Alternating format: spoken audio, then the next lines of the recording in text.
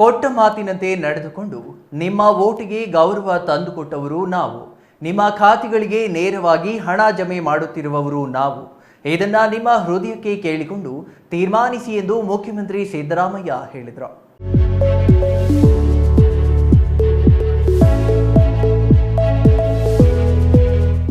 ಬೆಂಗಳೂರು ಗ್ರಾಮಾಂತರ ಜಿಲ್ಲಾಡಳಿತ ಆಯೋಜಿಸಿದ್ದ ಪಂಚ ಗ್ಯಾರಂಟಿ ಯೋಜನೆಗಳ ಫಲಾನುಭವಿಗಳ ಸಮಾವೇಶ ಹಾಗೂ ವಿವಿಧ ಇಲಾಖೆಗಳ ಅಭಿವೃದ್ಧಿ ಕಾಮಗಾರಿಗಳ ಶಂಕುಸ್ಥಾಪನೆ ಮತ್ತು ಉದ್ಘಾಟನೆ ನೆರವೇರಿಸಿ ಫಲಾನುಭವಿಗಳಿಗೆ ಸವಲತ್ತು ವಿತರಿಸಿ ಮಾತನಾಡಿದರು.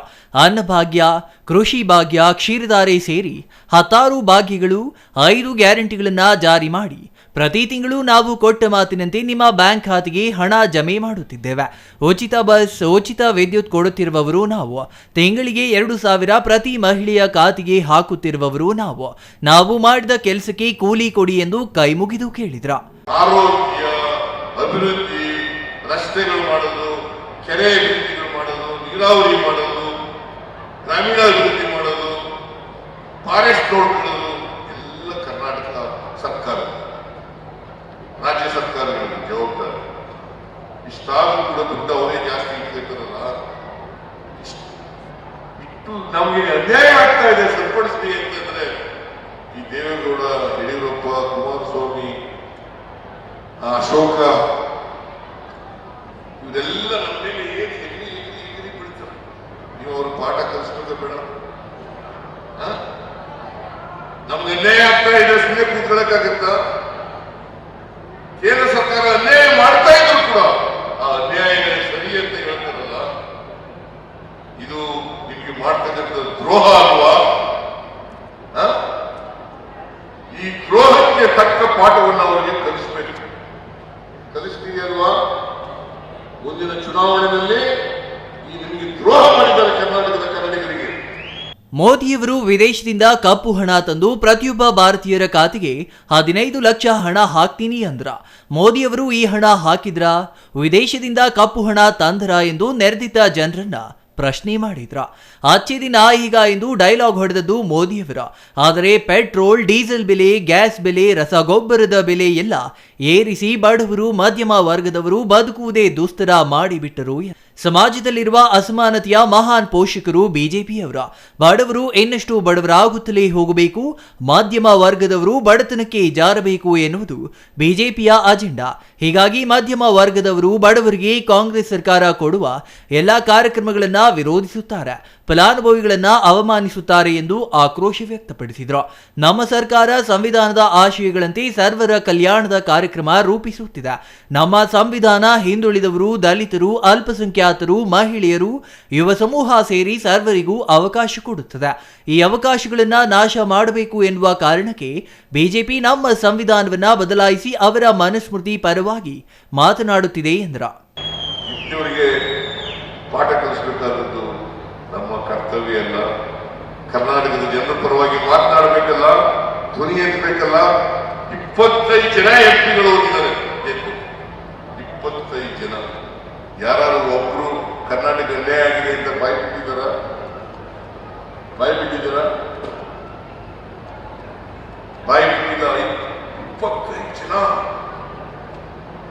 ಅದಕ್ಕೋಸ್ಕರ ಯಾರು ಅಭಿವೃದ್ಧಿ ಪರವಾಗಿದ್ದಾರೆ, ಯಾರು ಬಡವರ ಪರವಾಗಿದ್ದಾರೆ, ಅವ್ರಿಗೆ ನೀವು ಆಶೀರ್ವಾದ ಮಾಡಬೇಕು ಅಂತ ಮನವಿ ಮಾಡಲಿಕ್ಕೋಸ್ಕರ ನಾವು ಇವತ್ತು ಬಂದಿದ್ದೀವಿ. ಬಿಜೆಪಿ ಹಾಲಿ ಸಂಸದ, ಮಾಜಿ ಕೇಂದ್ರ ಸಚಿವ ಅನಂತಕುಮಾರ ಹೆಗಡೆ ಅವರು ಪದೇ ಪದೇ ಸಂವಿಧಾನ ಬದಲಾಯಿಸುವ ಮಾತನಾಡುತ್ತಿದ್ದಾರೆ. ಇವರು ಬಹಿರಂಗವಾಗಿ ಸಂವಿಧಾನ ಬದಲಾಯಿಸುವ ಮಾತನಾಡಿದ್ರು. ಪ್ರಧಾನಿ ಮೋದಿಯವರಾಗಲಿ ಬಿಜೆಪಿ ಹೈಕಮಾಂಡ್ ಆಗಲಿ ಇದನ್ನು ವಿರೋಧಿಸಿಲ್ಲ. ಹೀಗಾಗಿ ಬಿಜೆಪಿಯ ಅಜೆಂಡಾವನ್ನ ನಾಡಿನ ಜನತೆ ಅರ್ಥ ಮಾಡಿಕೊಳ್ಳಬೇಕು. ನಮ್ಮ ಸಂವಿಧಾನ ಹೋದ್ರೆ ನಾಡಿನ ಜನರ ಮಕ್ಕಳ ಭವಿಷ್ಯಕ್ಕೆ, ಅವರ ಬದುಕುವ, ದುಡಿಯುವ ಅವಕಾಶಗಳಿಗೆ ಕಂಟಕ ಬರುತ್ತದೆ ಎಂದು ಎಚ್ಚರಿಸಿದ್ರು. ಮುಂದಿನ ಜನ್ಮದಲ್ಲಿ ಮುಸ್ಲಿಂ ಆಗಿ ಜನಿಸುತ್ತೇನೆ ಎಂದಿದ್ದ ಮಾಜಿ ಪ್ರಧಾನಿ ದೇವೇಗೌಡರು ಈಗ ಬಿಜೆಪಿ ಜತೆ ಸೇರಿಕೊಂಡು ಬಿಜೆಪಿ ಮತ್ತು ಮೋದಿಯನ್ನ ಹೊಗಳುತ್ತಿದ್ದಾರೆ. ಇವರನ್ನ ಹೇಗೆ ನಂಬುತ್ತೀರಿ ಎಂದು ಪ್ರಶ್ನೆ ಮಾಡಿದ್ರ. ಮೊನ್ನೆ ನಡೆದ ವಿಧಾನ ಪರಿಷತ್ ಚುನಾವಣೆ, ನಾಳೆ ಬರಲಿರುವ ಲೋಕಸಭಾ ಚುನಾವಣೆಯ ದಿಕ್ಸೂಚಿ ಎಂದು ಎಚ್ ಡಿ ಕುಮಾರಸ್ವಾಮಿ ಅವರು ಹೇಳಿದ್ರ. ಆ ಚುನಾವಣೆಯಲ್ಲಿ ಬಿಜೆಪಿ ಜೆಡಿಎಸ್ ದೋಸ್ತಿಯನ್ನ ಸೋಲಿಸಿ ಕಾಂಗ್ರೆಸ್ ಪಕ್ಷದಿಂದ ಪುಟ್ಟಣ್ಣ ಜಯಬೇರಿ ಬಾರಿಸಿದ್ದಾರೆ. ಹೀಗಾಗಿ ಕುಮಾರಸ್ವಾಮಿ ಅವರ ಮಾತಿನಂತೆ ಲೋಕಸಭೆ ಚುನಾವಣೆಯಲ್ಲೂ ಬಿಜೆಪಿ ಜೆಡಿಎಸ್ ಸೋಲುತ್ತದೆ, ಕಾಂಗ್ರೆಸ್ ಗೆಲ್ಲುತ್ತದೆ ಎಂದ್ರ.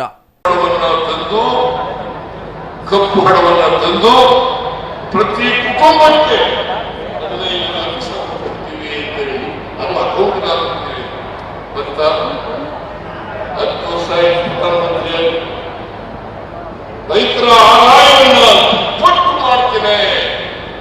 ದುಪ್ಪಟ್ಟಾಯ್ತಾ? ರೈತರ ಆದಾಯ ದುಪ್ಪಟ್ಟಾಯ್ತಾ? ಅಚ್ಚೇ ನಾಯಿಗೆ ಅಂತ ಒಳ್ಳೆ ದಿನ ಬಂತ.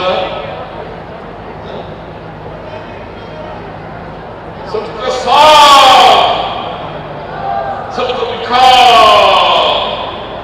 ಮಾಡಿದ್ರ सबका साथ ಎಷ್ಟು ಸುಳ್ಳು ಹೇಳಿದ್ರು, ಓಟ್ಗೋಸ್ಕರ ಬರೀ ಸುಳ್ಳುಗಳನ್ನೇ. ನಾವು ನುಡಿದಂತೆ ನಡೆದಿದ್ದೇವೆ, ಏನ್ ಮಾತು ಕೊಟ್ಟಿದ್ದೋ ಅದರಂತೆ ನಡೆದಿದ್ದೇವೆ. ಕಳೆದ ಅಸೆಂಬ್ಲಿ ಚುನಾವಣೆಯಲ್ಲಿ 136 ಸ್ಥಾನಗಳನ್ನು ಗೆಲ್ಲಿಸಿಕೊಟ್ರಿ. 36 ಸ್ಥಾನಗಳನ್ನು ಗೆಲ್ಲಿಸಿಕೊಟ್ರಿ. ಸಚಿವ ಕೆಎಚ್ ಮುನಿಯಪ್ಪ ಅವರು ಹಿಡಿದ ಕೆಲಸ ಬಿಡುವವರಲ್ಲ. ದೇವನಹಳ್ಳಿ ವಿಧಾನಸಭಾ ಕ್ಷೇತ್ರವನ್ನ ಮಾದರಿ ಕ್ಷೇತ್ರವಾಗಿ ಮಾಡಲು ಪಣ ತೊಟ್ಟು ಕೆಲಸ ಮಾಡುತ್ತಿದ್ದಾರೆ. ಅವರು ದೇವನಹಳ್ಳಿ ಅಭಿವೃದ್ಧಿಗಾಗಿ ಹಲವು ಯೋಜನೆಗಳನ್ನ ರೆಡಿ ಮಾಡಿಕೊಂಡು ಬಂದಿದ್ದಾರೆ. ಅದೆಲ್ಲಕ್ಕೂ ಹಣ ಬಿಡುಗಡೆ ಮಾಡಲಾಗುವುದು, ಅನುದಾನವನ್ನು ನೀಡಲಾಗುವುದು ಎಂದು ಭರವಸೆ ನೀಡಿದ್ರು. ನೇಕಾಕಾರ ಬಹು ವರ್ಷಗಳ ಬೇಡಿಕೆಗಳನ್ನ ಈಡೇರಿಸಿದ್ದು ಕಾಂಗ್ರೆಸ್ ಸರ್ಕಾರ.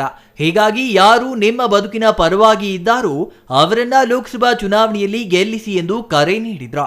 ಇನ್ನು ಈ ಸಂದರ್ಭದಲ್ಲಿ ಡಿಸಿಎಂ ಡಿಕೆ ಶಿವಕುಮಾರ್, ಆಹಾರ ಸಚಿವ ಕೆಎಚ್ ಮುನಿಯಪ್ಪ, ನಗರಾಭಿವೃದ್ಧಿ ಸಚಿವ ಬೈರತಿ ಸುರೇಶ್ ಸೇರಿ ಪಕ್ಷದ ಶಾಸಕರು ಮತ್ತು ಇಲಾಖೆಗಳ ಅಧಿಕಾರಿಗಳು ಉಪಸ್ಥಿತರಿದ್ದರು. Satish Kumar, CTV news, Devanahalli. ವಿಧಾನಸಭಾ ಕ್ಷೇತ್ರದ ವ್ಯಾಪ್ತಿಯಲ್ಲಿ ವಿವಿಧ ಇಲಾಖೆಗಳ ಒಟ್ಟು 59 ಕಾಮಗಾರಿಗಳನ್ನ 304 ಕೋಟಿ ರೂಪಾಯಿ ವೆಚ್ಚದಲ್ಲಿ ಶಂಕುಸ್ಥಾಪನೆ